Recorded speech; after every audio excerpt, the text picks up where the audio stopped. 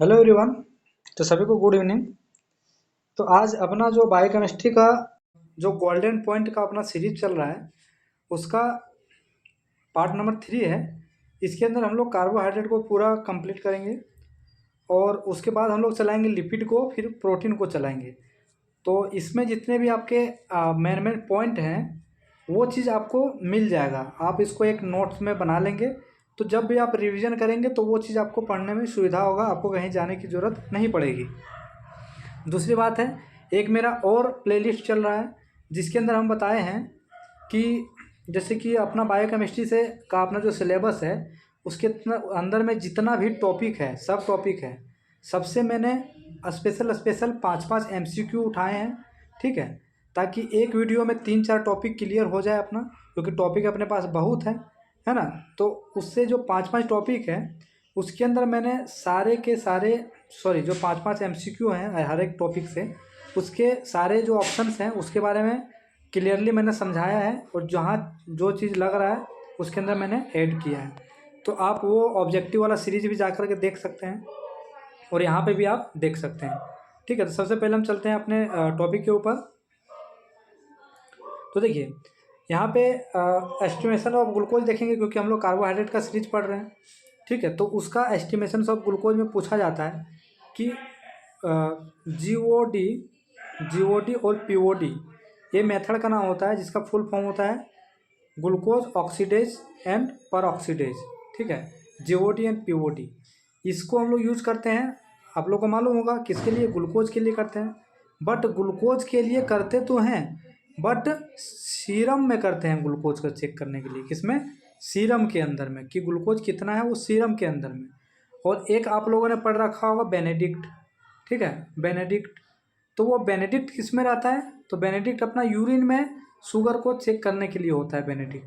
तो ये चीज़ आप हालांकि काफ़ी बच्चे को ये चीज़ मालूम होगा, लेकिन जो बच्चे को नहीं मालूम है, जो स्टार्टिंग स्टेज में है, उसके लिए ये पॉइंट इंपॉर्टेंट था।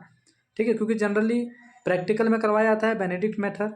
तो उससे क्या होता है कि अपने को बेनेडिक्ट तो याद रहता है लेकिन जीओडी और पीओडी अपन भूल जाते हैं। तो जीओडी पीओडी मेथड किसके लिए है? ग्लूकोज के लिए। ठीक है, ग्लूकोज इन ब्लड। तो इसका कभी कभी प्रिंसिपल भी पूछा जाता है जीओडी पीओडी का। हालांकि हर एक चीज़ का प्रिंसिपल नहीं पूछता है, लेकिन जीओडी पीओडी का थोड़ा बहुत पूछा जाता है कभी कभी। तो आप उसको देख लेंगे क्योंकि हम इसको गोल्डन पॉइंट में ऐड किए हैं। ठीक है, पहले तो क्या होता है, ठीक है, glucose oxidase catalyse the oxidation of glucose to glucuronic acid and hydrogen peroxide. देखिए इसमें है, एक्चुअली मैं इसके बारे में क्या बोल रहा है इसको अब मैं आपको इजी तरीके से समझाता हूँ। देखिए ग्लूकोज जो होता है, ठीक है, अपना जो ग्लूकोज है अपना सैंपल के अंदर प्रेजेंट है। तो ग्लूकोज के अंदर जब हम लोग जीओडी डालते हैं ग्लूकोज ऑक्सीडेज, तो ये किस में कन्वर्ट कर देता है? ग्लूक्रोनिक एसिड प्लस H2O2 में। अब क्या होता है, ये H2O2 जो है फिर पीओडी से रिएक्ट करता है जो रिएजेंट नंबर 2 है, और ये कलर सब्सटेंस दे देता है। ठीक है, तो H2O2 इसमें याद रखना है hydrogen peroxide. Hydrogen peroxide, peroxidase का मतलब ये होता है हाइड्रोजन पेरोक्साइड।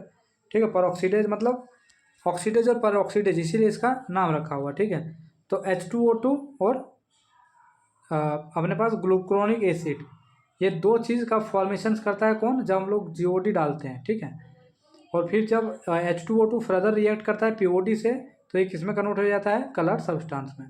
तो ये चीज़ आपको ध्यान में रखना है ना। फिर वो जो कलर सब्सटेंस होता है उसको हम लोग क्या करते हैं? कैलोरीमीटर से माप लेते हैं। ठीक है, अब दूसरा होता है एक हेक्सोकाइनेज मेथड। पहला मेथड क्या था? जीओडी पीओडी, और दूसरा मेथड है हेक्सोकाइनेज मेथड। ठीक है, तो ये हेक्सोकाइनेज मेथड आपको याद रखना है। और इसके अंदर में क्या यूज होता है हेक्सोकाइनेज के अंदर? अल्काइलिन कॉपर रिडक्शन मेथड। इसको क्या बोलते हैं? अल्काइलिन कॉपर रिडक्शन मेथड। आपको इतना ही याद रखना है। ठीक है, इसका प्रिंसिपल के ऊपर आप मत जाना, क्योंकि इस सब से क्वेश्चन आता नहीं एक्चुअली में, है ना।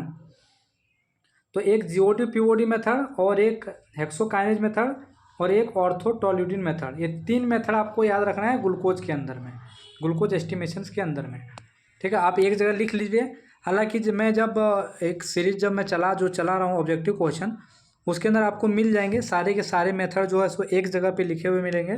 ठीक है, ग्लूकोज के लिए कौन सा टेस्ट करते हैं, कीटोन बॉडीज़ के लिए कौन सा करते हैं, ठीक है। बाकी भाई प्रोटीन्स के लिए कौन कौन सा मेथड करते हैं, सारे के सारे आपको एक ही पेज में मिलेगा। तो उससे आपको क्या होगा, आपको सुविधा होगा, आपको ढूंढने में बहुत दिक्कत आती होगी, हमको मालूम है।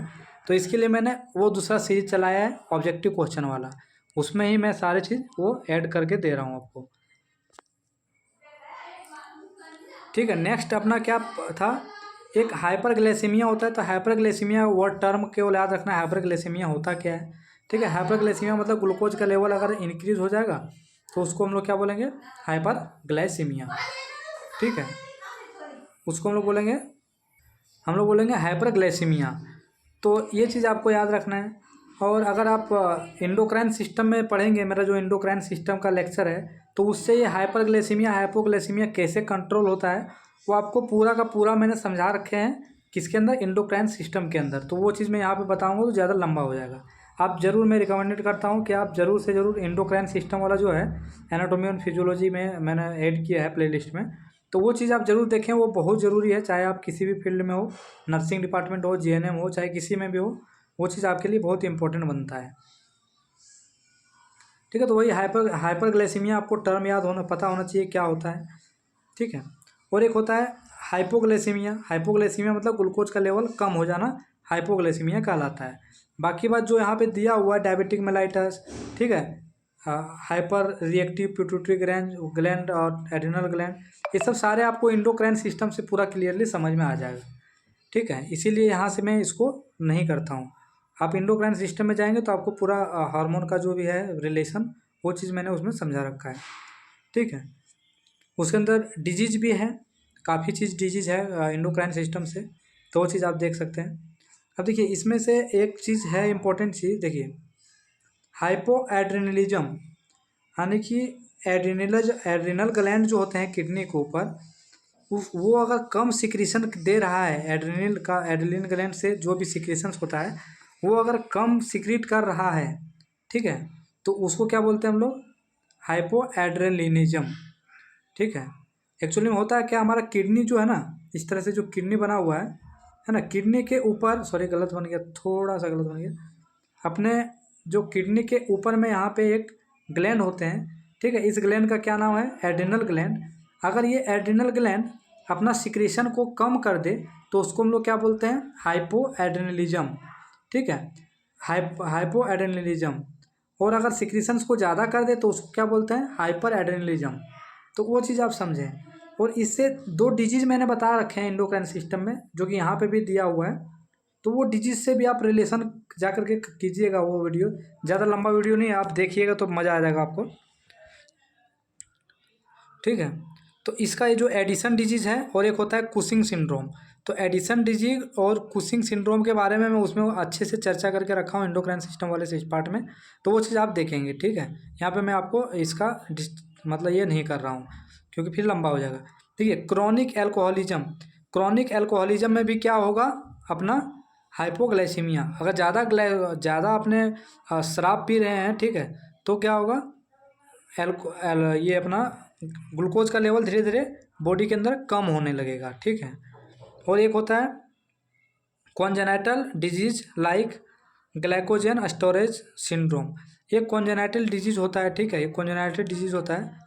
तो ये चीज़ के बारे में आपको थोड़ा बहुत अगर, क्योंकि देखिए यार मैं बार बार बता रहा हूँ कि ये छोटा टॉपिक नहीं है, आप ये वीडियो के अंदर आप पूरा चीज़ नहीं समझ पाएंगे, लेकिन जो चीज़ आपको लग रहा है कि इसमें से हम उठा सकते हैं, बस आप वही उठाइए, क्योंकि ये पूरा कार्बोहाइड्रेट का सारांश है, ठीक है। और कार्बोहाइड्रेट के बारे में एक एक बुक बना हुआ है, तो उसका जितना भी पॉइंट है ना, वो चीज़ इसके अंदर मैं बता रहा हूँ अभी। तो मैं ये बता रहा हूँ कि आपको किस तरह से पढ़ना है, तो ये चीज़। दूसरा पॉइंट है ग्लूकोज टॉलरेंस टेस्ट, यानी कि GTT ग्लूकोज टॉलरेंस टेस्ट किससे हम लोग लगाते हैं, तो ये यूरिन से लगाते हैं, सॉरी यूरिन से नहीं, ये अपने क्या करते हैं हम लोग, अगर ग्लूकोज टॉलरेंस टेस्ट अगर GTT है, ठीक है, तो ये क्या है, एक सेकंड ये पेन उठा लेता हूँ, to excretion whether a person has diabetic dependency, ठीक है। देखिए यहाँ से एक पॉइंट है ग्लूकोज टॉलरेंस टेस्ट से, अगर आपको इतना नहीं समझ में आ रहा तो बिल्कुल नहीं समझिए, क्योंकि क्वेश्चन आता नहीं है ये सब चीज़ें, ठीक है। तो अगर इसका एक ग्लूकोज टॉलरेंस टेस्ट से एक होता है रीनल थ्रेशोल्ड, ठीक है। तो रीनल थ्रेशोल्ड जो है वो कितना होता है वो आपको याद रखना है, 180% होता है, ठीक है। 180% क्या होता है? Renal threshold. यानी कि रीनल थ्रेशोल्ड पूछेगा तो 180, रीनल थ्रेशोल्ड कितना होता है? 180 है। तो इसमें से यही मेन पॉइंट है, ठीक है। बाकी बात डायबिटिक कर्व है, ये सब है। ये चीज़ मैं एक स्पेशल ग्लाइको कार्बोहाइड्रेट के कुछ और टॉपिक जो स्पेशल ये सब हैं, इसके मैं स्पेशल वीडियो बनाऊंगा। तो यहाँ पे है जो जो हेडलाइन है बस वही चीज़ें आप नोट कर लीजिए, ठीक है। एक होता है ग्लाइकोल एसिड, जिसको हम लोग क्या बोलते हैं? HbA1c, जो हम लोग टेस्ट लगाते हैं। तो HbA1c क्या होता है एक्चुअली में? जब हम लोग को 3 मंथ का हम लोग को किसी का ग्लूकोज का लेवल पता करना होता है, ठीक है। तो वो चीज़ हम लोग G6PD सॉरी HbA1c टेस्ट में लगाते हैं। किसमें? HbA1c। ये एक्चुअली होता क्या है? HbA1c ये होता है, इसको हम लोग बोलते हैं ग्लाइकोलेटेड हीमोग्लोबिन। देखिए हमारा जो RBC जो है उसके अंदर कुछ लिपिड का मॉलिक्यूल्स भी रहता है, यानी कि ग्लूकोज का मॉलिक्यूल्स भी रहता है, कार्बोहाइड्रेट का। तो कुछ परसेंट में ये नॉर्मली प्रेजेंट रहता है। कितना परसेंट प्रेजेंट होना चाहिए? 3 से 6% नॉर्मली प्रेजेंट होता है। लेकिन जब हमारे बॉडी के अंदर में ग्लूकोज का लेवल बढ़ जाएगा, ठीक है, जब डायबिटिक की ओर पहुंचने लगेंगे, तब क्या होगा? ये ग्लूकोज हमारा ब्लड में आएगा और ब्लड से धीरे धीरे RBCs के ऊपर चिपकने लगेगा, ठीक है। RBCs के ऊपर क्या होगा? चिपकने लगेगा।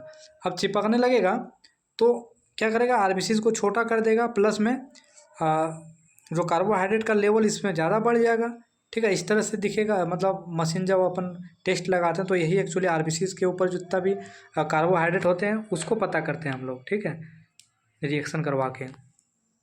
तो अगर डायबिटिक पेशेंट होने वाला होगा तो क्या होगा? इस RBCs के ऊपर में क्या होगा? ग्लूकोज का लेयर चढ़ जाएगा।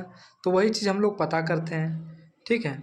तो इसीलिए इसको 3 महीने के लिए हम लोग पता लगाते हैं कि 3 महीना में इसका ग्लूकोज का लेवल कितना बढ़ा है, ठीक है।